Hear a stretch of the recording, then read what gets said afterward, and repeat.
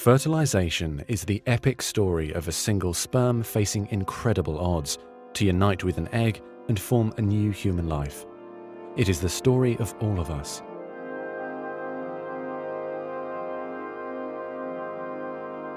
During sexual intercourse, about 300 million sperm enter the vagina.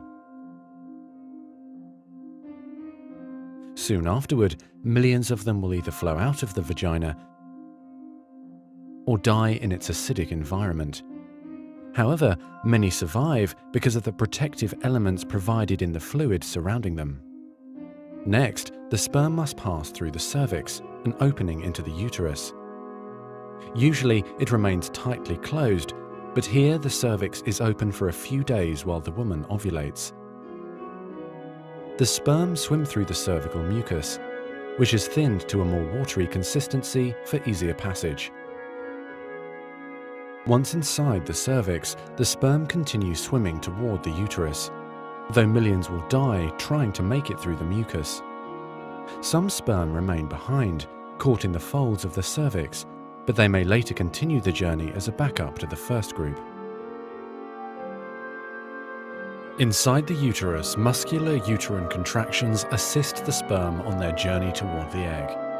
However, resident cells from the woman's immune system, mistaking the sperm for foreign invaders, destroy thousands more.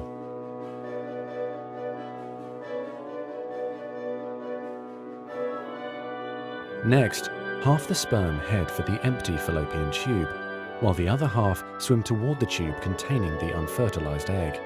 Now, only a few thousand remain. Inside the fallopian tube, tiny cilia push the egg toward the uterus. To continue, the sperm must surge against this motion to reach the egg. Some sperm get trapped in the cilia and die. During this part of the journey, chemicals in the reproductive tract cause the membranes covering the heads of the sperm to change. As a result, the sperm become hyperactive, swimming harder and faster toward their destination. At long last, the sperm reach the egg. Only a few dozen of the original 300 million sperm remain. The egg is covered with a layer of cells called the corona radiata. The sperm must push through this layer to reach the outer layer of the egg, the zona pellucida. When sperm reach the zona pellucida, they attach to specialized sperm receptors on the surface, which triggers their acrosomes to release digestive enzymes, enabling the sperm to burrow into the layer. Inside the zona pellucida is a narrow, fluid-filled space just outside the egg cell membrane.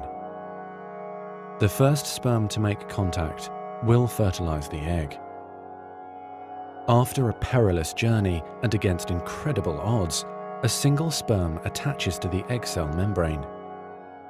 Within a few minutes, their outer membranes fuse and the egg pulls the sperm inside. This event causes changes in the egg membrane that prevent other sperm from attaching to it. Next, the egg releases chemicals that push other sperm away from the egg and create an impenetrable fertilization membrane. As the reaction spreads outward, the zona pellucida hardens, trapping any sperm unlucky enough to be caught inside. Outside the egg, sperm are no longer able to attach to the zona pellucida. Meanwhile, inside the egg, the tightly packed male genetic material spreads out. A new membrane forms around the genetic material, creating the male pronucleus. Inside, the genetic material reforms into 23 chromosomes. The female genetic material, awakened by the fusion of the sperm with the egg, finishes dividing, resulting in the female pronucleus, which also contains 23 chromosomes. As the male and female pronuclei form, spiderweb-like threads, called microtubules, pull them toward each other. The two sets of chromosomes join together, completing the process of fertilization. At this moment, a unique genetic code arises, instantly determining gender, hair color, eye color, and hundreds of other characteristics. This new single cell, the zygote, is the beginning of a new human being.